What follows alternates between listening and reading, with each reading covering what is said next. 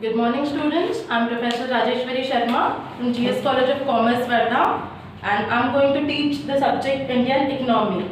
So, as far as the syllabus and the paper pattern of the subject is concerned, it has been already uploaded in the previous YouTube lecture. Today, we will start with the first unit of our subject, that is Indian Economy and Planning. Under this unit, our first chapter is Economic Planning. Under this chapter, we will learn the meaning, feature, history, objective, achievements and failure of Indian economic planning. So let's start with the chapter. Going back to history, when the Second World War has happened, that is started in the year 1939 and ended in the year 1945, has caused major devastation in all the economies of the world. Almost all the major economies of the world are going through the financial crisis. So our Indian economy too. And as we all know, in 1947, when India has got independence, Indian economy was in a state of stagnation. Was in a state of stagnation means it was growing at very negligible or modest rate. The GDP was growing at very slow pace, that is at the rate of 1 to 2%, which was very negligible. Indian economy was in such a shape that it used to be dependent on another nations for fulfilling its basic requirements like food. India was one of the countries which used to import food from other nations for fulfilling its basic requirement. So, to get the economy out of the stage of stagnation and moving towards the path of growth and development, India has adopted the approach of economic planning. India was the first countries among the underdeveloped countries of the world to adopt this approach. Now, when we are talking about the economic planning, first we need to understand what is economic plan. So, the very basic question that arises to our mind is, what is planning? The planning is future course of action, which means deciding in advance what needs to be done in future for the achievement of a particular objective. For example, you have been given an assignment in the college. So, that needs to be submitted within 15 days. Now, what will you do? First of all, you will see how many assignments have been given to you. Then you will see how much time do you have. Then you will divide the time as per the number of assignments given. You will start writing, you will finish your assignment and then you will submit it in the given time period. That means you have allocated your resources for completing the particular objective. That is planning. Same is there in the case of economic planning. Here we are planning for the economy. So what happens here? Here the resources of economy is allocated in such a manner that the set objectives and the targets for the economy can be achieved. So economic planning is a process wherein central authority plans and allocate the resources in such a manner that all the sectors of economy like agriculture, service sector, manufacturing industry can move towards the path of growth and development. Understand what is economic planning? So today we will learn the features of economic planning. So first feature is indicator. When we are talking about India's economic planning, so it is indicative in nature. What is meant by indicative? Indicator means suggestive, which provides guideline.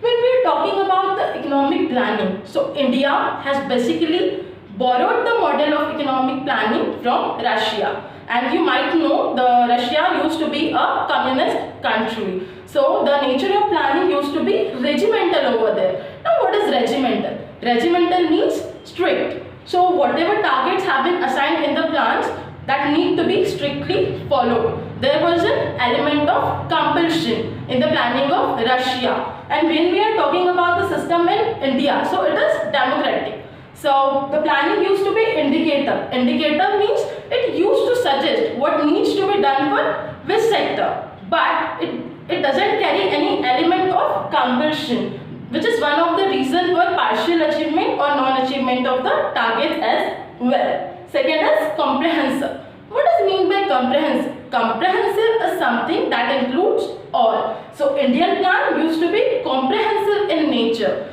So under Indian plan, all plannings for all the sector used to be included under one plan. That like planning for agriculture sector, planning for manufacturing sector, planning for service sector used to be included under the one plan. Okay, so that is why it is used to be comprehensive in nature. There were no separate plans maintained for each and every sector. Therefore, Indian planning used to be comprehensive in nature. Third one is social plan. See, India is a mixed economy. It has taken some feature from socialistic economy and some feature from the capitalistic economy. But it is more of a socialistic in nature. Therefore, Indian plan is motivated by the social and the political influence.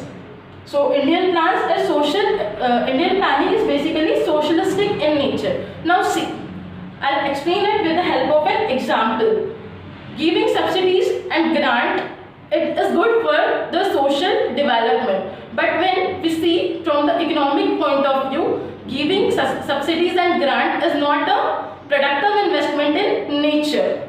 So it doesn't give more benefits to the economy, but it is done for the social development. And in Indian plans, there were many expenses like subsidies and grant. So it used to be more socialistic in nature. Next one is financial plan. When we are talking about the economic planning, so basically it is of two types, financial planning and physical planning. As far as the Indian planning is concerned, so it was mostly influenced by the thoughts of the Mahalanobis, who was a great statistician and the physical planner. So at earlier stage, there used to be physical planning in India. What is physical planning now?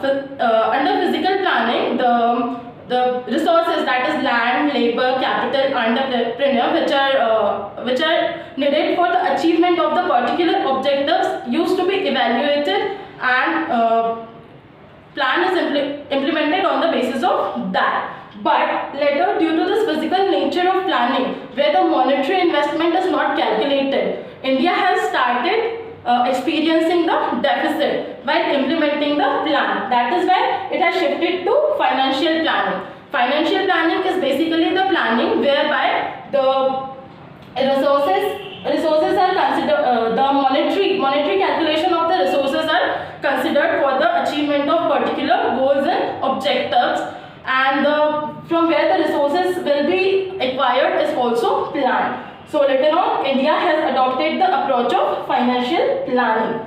Next feature of the Indian economic planning is unreliable data. See what happens.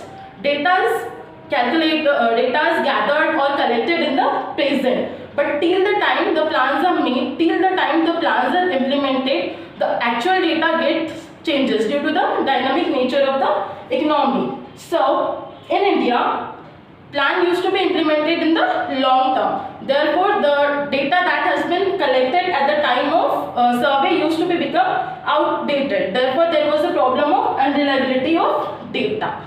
The next feature is futuristic.